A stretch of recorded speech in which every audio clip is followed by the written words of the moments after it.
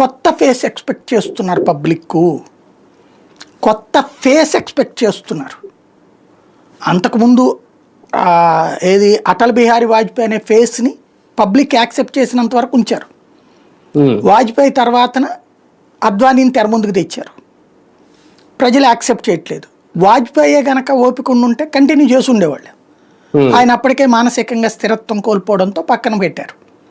ఇక కొత్తగా అనుకున్నప్పుడు ఎక్కువగా పబ్లిక్లో ఫెమిలియారిటీ ఎవరికి ఉంటుందంటే మోడీ పేరు బాగా చర్చకు వచ్చింది.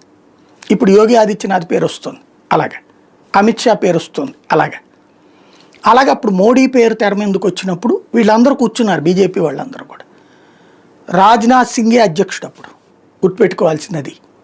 ఆ పేరుని అనౌన్స్ చేసిన వాడు రాజ్నాథ్ సింగ్.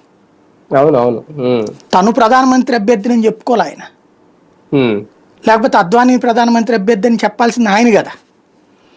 వాళ్ళ పార్టీకి సంబంధించి క్రియాశీలకమైన నాయకులందరూ కూర్చున్నప్పుడు భవిష్యత్తు పార్టీ బాగుపడాలంటే ఇది బెటరు, మోడీ అయితే బెటరు అని డిసైడ్ అయ్యాక అప్పుడు అధికారిక అనౌన్స్మెంట్ ఆ తర్వాత జరిగింది.